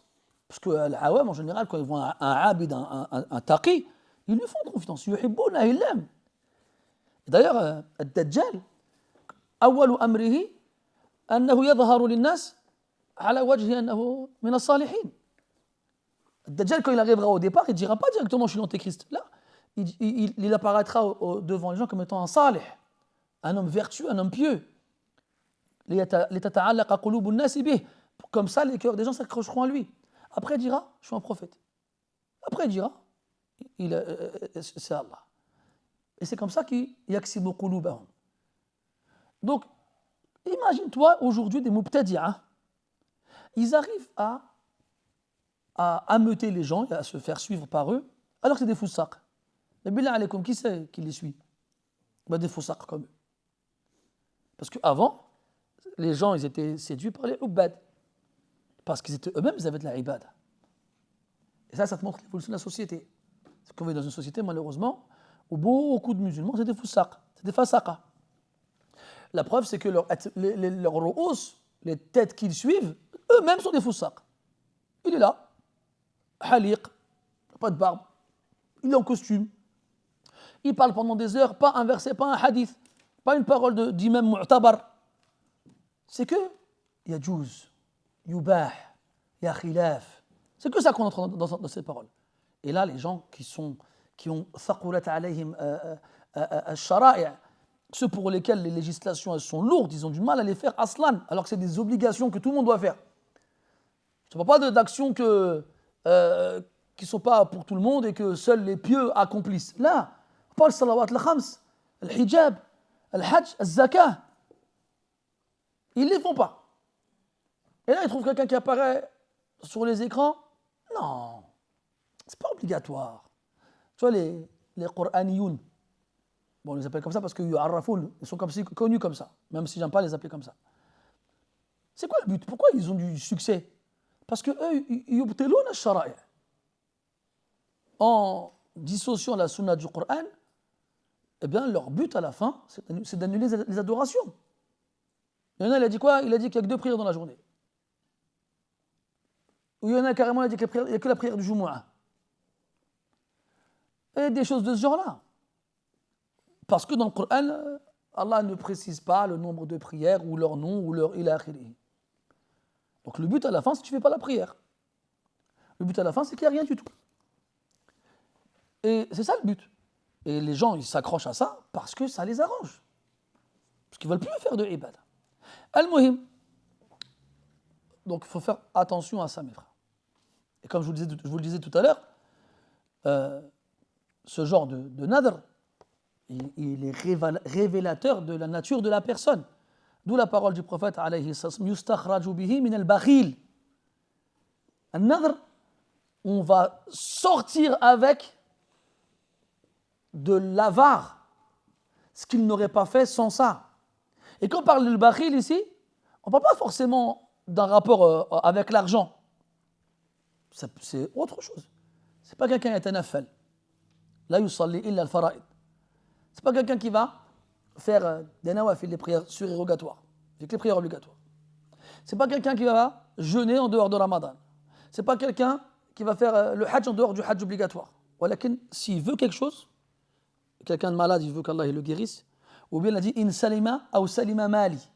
Imaginons maintenant il part en voyage et il laisse ses biens donc à domicile et il a peur qu'il leur arrive quelque chose. Donc il dit ya Allah, si tu protèges mes biens, je te promets de faire une aumône.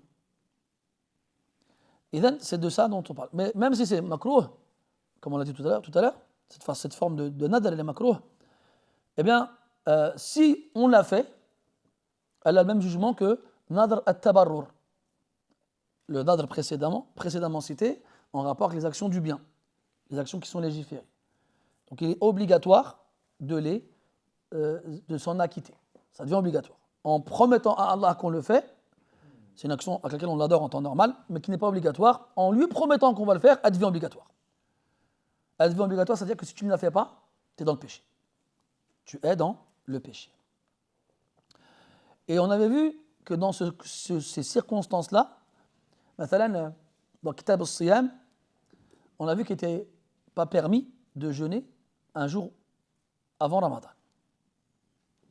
Sauf pour celui qui a des jours à rattraper de Ramadan qu'il n'a pas encore rattrapé, ou quelqu'un qui a fait un nadr.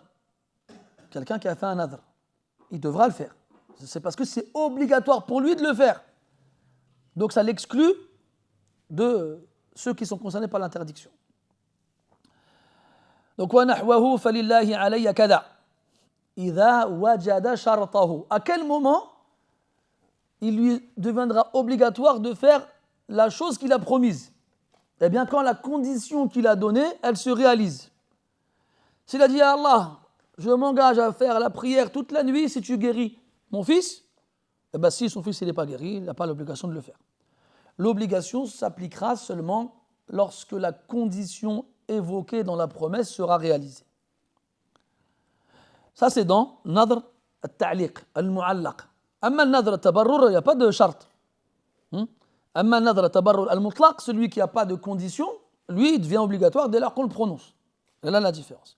Donc les deux, on doit les appliquer obligatoirement parce qu'ils sont liés tous les deux à une adoration. Sauf que le premier, il devient obligatoire instantanément. Mais le deuxième, il ne le deviendra que quand la condition évoquée sera réalisée. Et ça rentre dans la généralité du hadith rapporté par Al-Bukhari, dans lequel le prophète sallallahu alayhi wa sallam, Man nadara an yuti'a Allah, falyuti'ah. Celui qui promet d'obéir à Allah, qu'il le fasse. وَمَنْ نَذَرَ الصَّدَقَةَ بِمَالِهِ كُلِّهِ أَجْزَأَهُ بِثُلُثِهِ. Et celui qui fait la promesse de donner tout ce qu'il possède,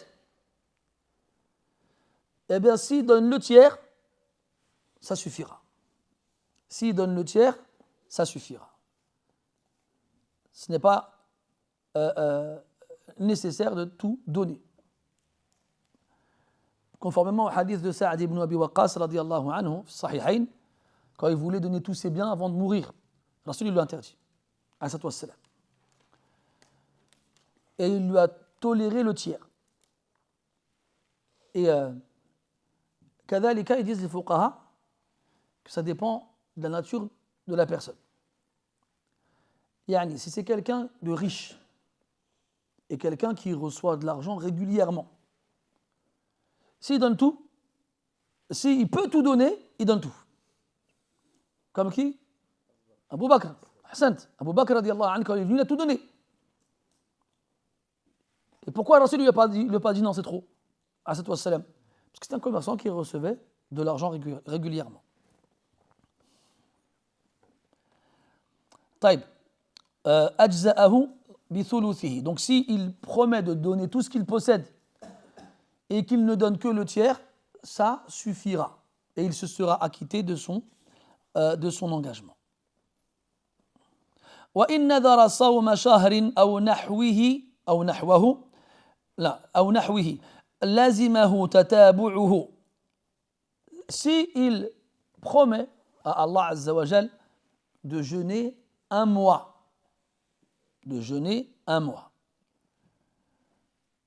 et qu'il le précise ou non, qu'il dise le mois de Rajab ou le mois de Sha'ban, ou qu'il ne le précise pas. Je promets à Allah de jeûner un mois. Il devra le jeûner consécutivement, c'est-à-dire tous les jours. Il n'aura pas le droit de faire 10 jours un mois, et 10 jours un deuxième, et 10 jours un troisième, en partant du principe qu'il y a 30 jours dans le mois. Aou nahwahu, ou autre, un an, مثلا. S'il dit je promets à Allah de jeûner un an, qu'il le précise, on est en 1446, en 1450, ou non, un an, et bien dès lors qu'il jeûnera, il devra le faire entièrement, jour après jour. Est-ce qu'il aura le droit de jeûner les jours interdits? Là, il n'aura pas le droit de jeûner les jours interdits. Donc ça exclut les jours interdits, qui sont au nombre de 5 dans l'année, les 2 Eid et Ayyam al-Tashriq. La ayyaman ma'douda. Si par contre il promet à Allah de jeûner quelques jours, même s'il les numérote en disant 10 jours, s'il dit 10 jours, il n'aura pas l'obligation de les faire consécutivement. Pourquoi? Parce que dire 10 jours, ça ne veut pas dire forcément de suite. Le mot jour, même s'il est au pluriel, il ne va pas être compris par les gens de suite. Alors que si tu dis un mois ou un an, automatiquement les gens vont comprendre que c'est 30 jours consécutifs ou 365 jours consécutifs ou 354 jours. Si on part sur une année lunaire. Illa bi shartihi aw niyyatihi. Sauf s'il met une condition. S'il met une condition en disant Lillahi alayya siyam 10 ayyam mutatabi'a. s'il met la condition de jeûner 10 jours consécutifs. Ou bien il dit je vais jeûner 10 jours sans préciser, mais dans sa niya, c'est de faire 10 jours consécutifs. Alors il devra le faire tel qu'il a eu l'intention. والله أعلم ونكتفي بهذا القدر إن شاء الله تعالى. Avez-vous des questions? نعم. بالنسبة للأكل مثلا ولا يأكل شيئا فأكله مستهلكا في غيره هل يشترط أن يعلم هذا؟ القاعدة العامة تشمل الأنواع كلها، فقلنا كما لو فعل المحلوف عليه مكرها أو ناسيا أو جاهلا، فإذا جاهل وجود الطعام الذي حلف ألا يأكله فأكله فلا شيء عليه. وإن علم إذا علم نعم وإن علم ما دام الطعم موجودا فهذا هو القيد، فإذا لم يوجد الطعم وإن علم بوجوده لم يحنث. تبارك الله. نعم. هل إيش؟ هل يصح النذر في اللغة غير العربية؟ نعم، ليس شرطا أن يكون النذر بالعربية، فلو قالها باللغة التي يتحدث بها غالبا فيصح. والذي نذر في أشياء حرمه الله، إذا هو أحل شيء حرمه الله، هل ممكن أن يكون؟ لا لأنه ألزم نفسه بذلك. سبق أن قلنا أن السلف كانوا يحرمون على أنفسهم ما أباح الله لهم، القيد هو على أنفسهم، لم يجعلوا هذا التحريم عاما للجميع. فإذا نذر أن يعمل معصية لم يحكم عليها بالجواز، وإنما ألزم نفسه بها، ففرق، فلا يحكم عليه بالكفر حينئذ، والله أعلم. نعم.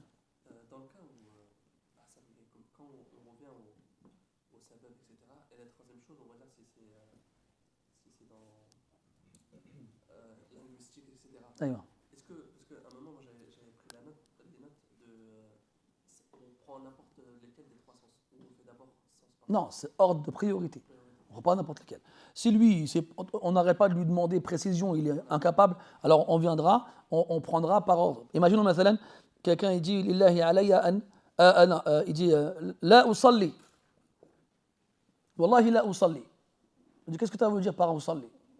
Parce que dans le Loura, ça a un sens, et dans le Shara, ça en a un autre. Donc s'il est incapable de nous dire, on prendra en priorité le sens shara'i, puis ensuite le sens al-urfi. Donc c'est par ordre de priorité, c'est pas n'importe lequel. Wallahu a'lam. En fait, tout à l'heure, tu as dit que j'ai pas bien compris, tu as dit par rapport au divorce, si on contraint une personne à faire tu avais dit si on le contraint à. C'est quoi le mas'ala? Oui, en fait, non. En fait, quand j'ai dit que c'était fi ghayri talaqin wa itaq, si jamais, en fait, c'est pas l'ikrah, c'est le jahl ou le nisyan, d'accord? Mais l'ikrah, ça rentre pas dedans. Si on contraint quelqu'un de jurer qu'il va divorcer ou qu'il divorce, la yaqa, ça n'aura pas d'incidence. Mais par contre, le jahl ou le nisyan, si jamais il le jure et il le fait par oubli ou par ignorance, yaqa quand même. آمين. ماذا تنتظر بعد هذا؟ آمين وإياك وجميع الحاضرين. كيف نستعمل مع النظرين المتداخلين؟ مثلا نذرت أن أصوم شهر المحرم، وبعد نذرت أن أصوم شهر المحرم. النظران اللذان ذكرتهما سواء، أن أصومه وألا أصومه، فإن استطعنا أن نحمل نذره بالصيام في هذا العام ونذره بعدمه في العام المقبل فعلناه، لأن شهر محرم يتكرر كل عام، يتكرر عفوا كل عام. فإذا كان النذر على الوجه المذكور فله وجه، له وجه، ونقول بالوفاء به عام على العمل به، وبالوفاء به في العام المقبل بعدم الصيام، والعلم عند الله. نعم. زيد. ما حكم لمن استهزأ بالنذر؟ من يستهزئ بالنذر يعني تقصد الناذر نفسه أو غيره؟ نفسه. يعني أحد ما ينذر استهزاء، هكذا تقصد؟ مثلا لله علي أصلي 1000 ركعة في ساعة، ولكن يستهزئ. لا أدري، لا أدري. نعم. أحسن الله إليكم شيخ. في قوله فإن عدمت فإلى سبب اليمين، أي عدمت النية. نعم. لم أفهم لماذا لا يدخل في هذا اللغو بالنسبة إلى ما قلنا الأمس. لأن اللغو ليس على أمر مستقبل، هذا كما سبق بيانه. اللغو اليمين في قول الرجل والله كذا والله لك ليس كذا في بيته ومع أقاربه، ولا يعني أمرا مستقبلا. هذا الفرق بين لغو اليمين وهذا، والله أعلم. نعم. أحسن الله إليكم. ذكر المصنف أن من وكل شخصا على فعل أقسم ألا يفعله أيوه. وقد حلف. أيوه. أما إذا كان الحالف مؤكل نعم على الفعل، هل يحلف؟ لا أدري، الله أعلم. آمين. نعم.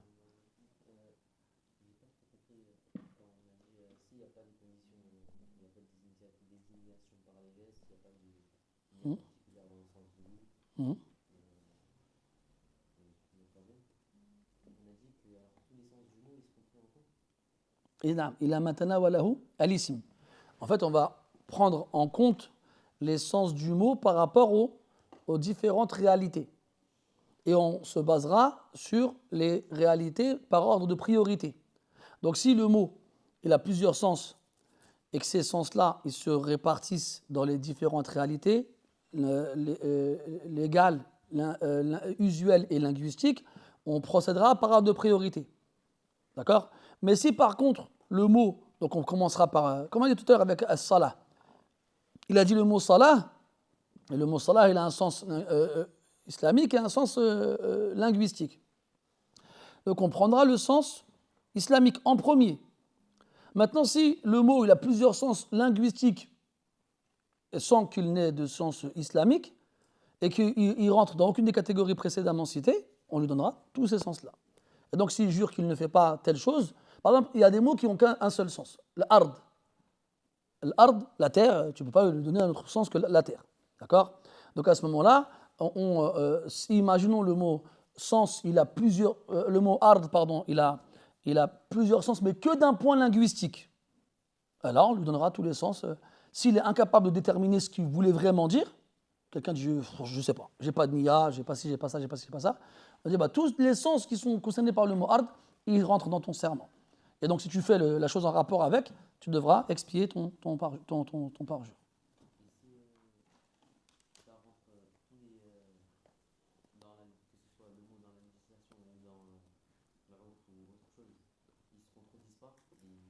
Non, priorité. Regarde, il a dit quoi ? Il a dit وَيَقَعُ الشَّرْعِ ثُمَّ الْعُرْفِ ثُمَّ اللُّغَوِي. S'il a dit thumma, c'est pour indiquer un ordre de priorité. Donc s'il a différents sens, mais dans les trois catégories, on prendra en premier al-shar'i, et pas les trois. كبارك نعم. ولما ذكر المصنف أيام معدودة نعم. هل قصد باللفظ أو عدد معين؟ مثلا لو قلنا لله علي أن أصوم 3 أيام، هل يقع التتابع هنا؟ لا يقع، لأنه لم يعين التتابع وإنما عين العدد. فالمقصود هنا بقوله أياما معدودة هو بيان العدد وليس بيان التتابع، لأن المتبادر إلى الذهن في مثل هذا اللفظ ليس على التوالي وإنما هو العدد، فما لم يعين التوالي والتتابع فليس شرطا عليه أن يصومه متتاليا. فلو قلت مثلا 30 أيام بدلا من 30 يوما يوما بدلا من شهر أيوة يقع التتبع. لا يقع التتبع لأنه ليس يعني بديهيا أن يقصد شهرا. والله أعلم. نعم. جزاكم الله. ما هو الزنديق؟ الزنديق هو اصطلح عليه السلف يقصدون به نوعين من الناس: المرتد والمنافق النفاق الأكبر. فالغالب من استعمال هذه اللفظة في كلام السلف أنهم يريدون بذلك المرتدين والفسقة الذين فسقهم هو الفسق الأكبر، فهم المبتدعة والمنافقون أصحاب النفاق الأكبر. والله أعلم. وإياك.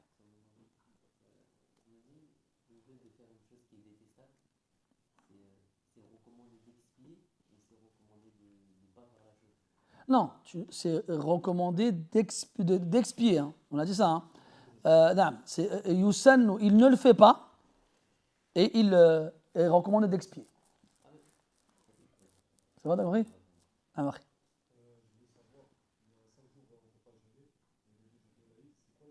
Ayyam al-Tashriq. Ayyam al-Tashriq, c'est le 11e, le 12e et le 13e jour de Dhul Hijjah.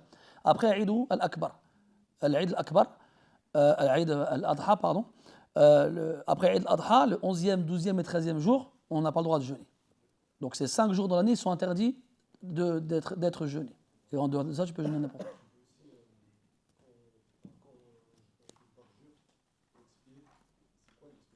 Ah, l'expression, c'est dans le cours d'hier. Ah, bah, tu le rattrapes, Inch'Allah. On va demander au frère qui était là. Oui,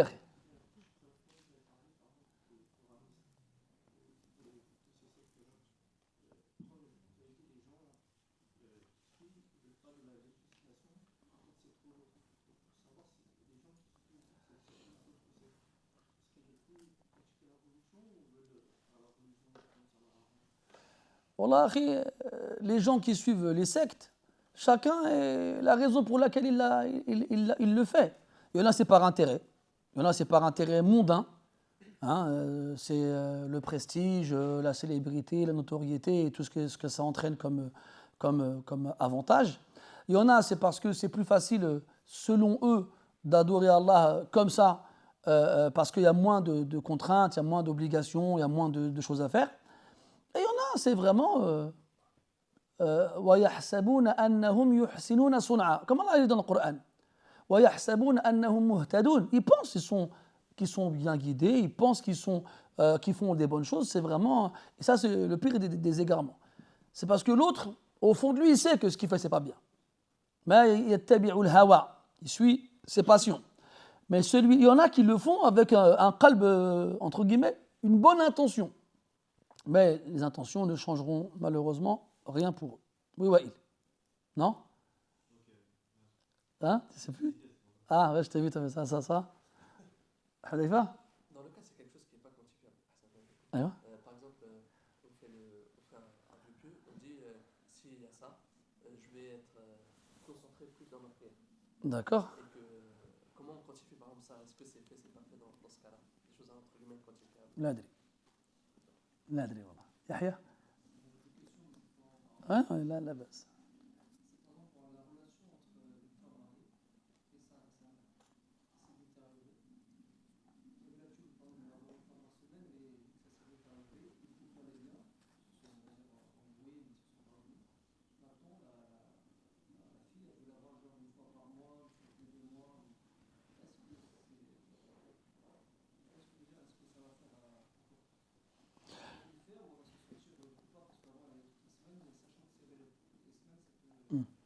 Alors, quand une femme se dispute avec sa mère, et qu'à cause de cette dispute-là, même si elles se sont réconciliées, les relations elles ont été dégradées, il faut que la fille fasse un effort pour garder les mêmes relations qu'avant, même s'il s'est passé quelque chose. Sauf si, après la dispute et après la réconciliation, elle sait qu'en gardant la même fréquence, elle risque d'aggraver les causes qui les pousseront à retomber dans le même conflit. Donc dans ce genre de cas-là, il faut rester dans ce qui nous permet de conserver les liens de parenté. Et nous, on a vu que ce n'était pas déterminé précisément shar'an, et que ça revenait donc au urf. Donc si urfan, la fréquence minimum chez des gens, c'est une fois par semaine, ce sera une fois par semaine. Si chez d'autres, c'est une fois toutes les 2 semaines, ce sera une fois toutes les 2 semaines ou hakada. Donc tant que la mère, elle, ne ressent pas un abandon, si sa fille elle passe d'une fois par semaine à une fois par mois, elle pourra faire une fois par mois si c'est pour garder des bonnes relations. Si par contre la mère, elle est touchée par cela, alors il faudra qu'elle fasse un effort et qu'elle se force. Et si le mari, parce qu'il me dit qu'elle est mariée, si le mari voit qu'il y a un mal dans cela, il peut lui interdire d'y aller. Ou bien il peut limiter au maximum cela. C'est de son droit de faire ces choses-là. Donc c'est à la femme de voir qu'est-ce que ça va entraîner de conserver la même fréquence ou de la diminuer. Est-ce que ça va entraîner un mal? Alors elle se force et elle ne le fait pas. Elle reste sur la base. Est-ce que ça va au contraire apporter un bien? Alors elle diminuera la fréquence. Et si il y a un mal et que sa mère elle insiste pour qu'elle continue de venir et que le mari il est touché par ce mal-là, alors c'est à lui de prendre cette initiative.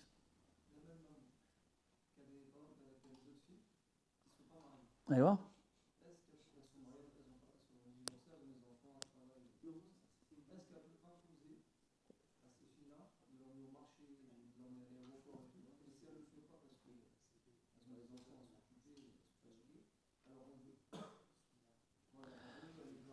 La base, c'est qu'on doit obéir à ses parents dans ce qui n'est pas interdit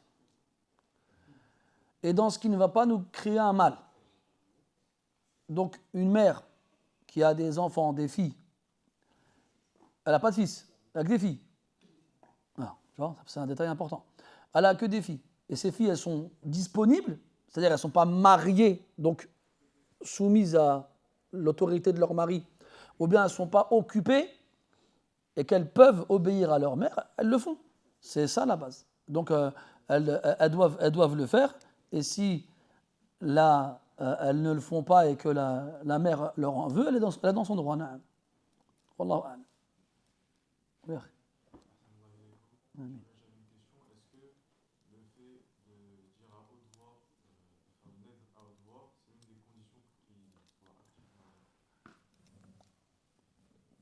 L'aide. Je sais pas. On dit par rapport au kafir, il n'est pas récompensé pour les adorations, mais ils sont récompensés ici-bas pour leurs bonnes actions. Oui. Oui, exactement. Le kafir, quand il fait des bonnes actions, Allah le récompense ici-bas, à travers des ni'am, ou en le préservant de mal qui devait lui arriver. Wallahu a'lam. Oui, akhi. C'est pas toi, hein? C'est autre chose. Faudra. Sur une personne qui va dire je vais jeûner pendant un an, enfin je vais jeûner pendant un an, ou une femme lorsqu'elle aura ses menstrues, est-ce que ces jours où elle aura ses menstrues, elle devra les rattraper, ou une personne, un homme, pendant le mois de Ramadan, qui jeûne le mois de Ramadan, doit aussi rajouter un mois en plus supplémentaire pour compléter l'année? لا أدري. كبارك. نعم.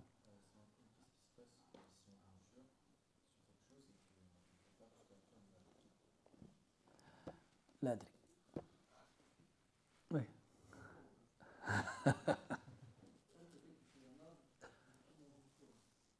أيوة. ها.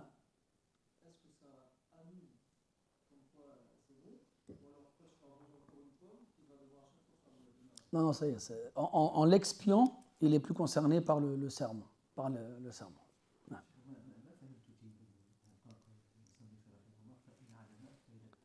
فإن عدمت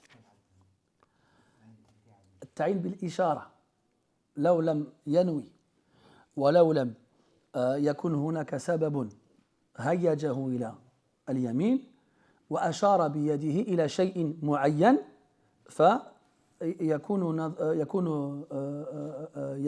تكون يمينه حسب ما أشار إليه وعينه. هذا هو المقصود بالإشارة، يعني المقصود بالإشارة. خلاص. لا إله إلا الله. أستغفر الله. Alors, لماذا المرأة استعاذت بالله تعالى من سيد أبناء آدم صلى الله عليه وسلم؟ لأن بعض زوجات النبي صلى الله عليه وسلم قلنا لها بعض الأشياء من باب المزاح، لكنها حملت هذه الأشياء على ظاهرها وحقيقتها فغرت وحملها ذلك على أن تستعيذ بالله من النبي صلى الله عليه وسلم. سمعت والله أعلم أن الذي يقول بسم الله لفعل شيء محرم فيعتبر استهزاء بالدين وردة. هل يوجد قياس مع النذر لفعل محرم؟ لا أدري. أعتذر إليكم للسؤال غير المتعلق بالدرس، فليس عندي من أطرح عليه الأسئلة. ذكر العلماء أن ممن يعذر له بالجهل في الشرك الأكبر إلى آخره. نحن قلنا أن الذين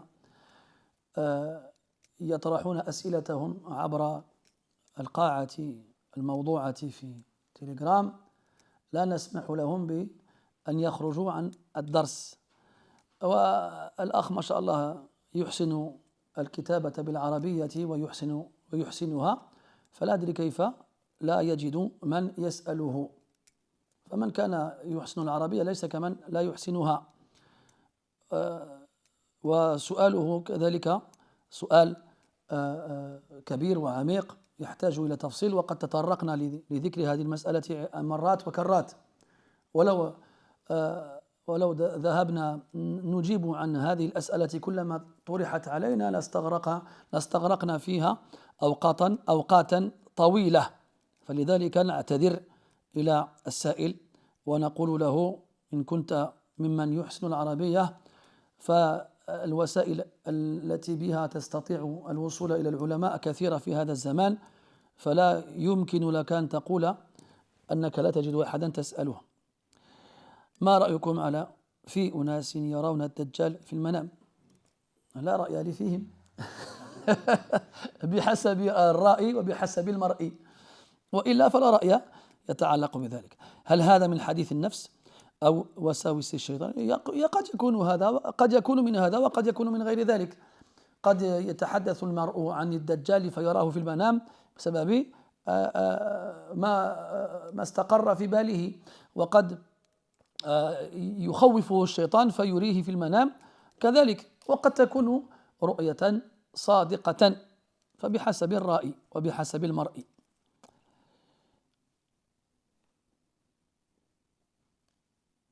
Donc Ali, il a posé la question en arabe et en français. C'est pareil. C'est une question. Pouvez-vous clarifier le sens de la science d'Allah dans ce genre de verset? Allah, ça on l'a clarifié dans nos cours de Aqidah. Hein? Tu reviendras à l'Ouassatiya, Inch'Allah. Désolé Ali, mon frère, mais on ne peut pas. Si on t'ouvre la porte à toi, on devra être juste avec les autres et leur dire la même chose. Et Allah nous a ordonné d'être juste. نعوذ بالله أن نظلم أو يظلم علينا. Alors, pourquoi les savants ont appelé l'Aden de Abi Mahdhoura? Là, ya Akhil Aziz. أعتذر إليك Akhil Aziz. Mais ces masaïl-là, on les a vus dans nos cours de fiqh. Reviens à Kitab Bab al-Adhan, dans Kitab al-Salah, et tu auras la réponse à ta question, Inch'Allah ta'ala. سبحانك اللهم وبحمدك نشهد أن لا إله إلا أنت نستغفرك ونتوب إليك وصلى الله على نبينا محمد وعلى آله وصحبه وسلم والحمد لله. لحظة يا شيخ. والحمد لله رب العالمين. Donc là, on a fini le kitab, comme on a fini hier la risala de Ibn Rajab al-Hanbali, rahimahullah ta'ala. Je vous propose, pour finir la matinée, de lire ensemble le Kitab Bir al-Walidayn de l'imam al-Bukhari, rahimahullah ta'ala. Il n'est pas très long. Et Inch'Allah, bil ijaza. Et on fera un ta'liq rapide sur certains des hadiths. Si vous voulez y assister, vous êtes les bienvenus. Donc là, il est 11h30. On se donne un petit quart d'heure avant de commencer, Inch'Allah. Barakallahu fikum.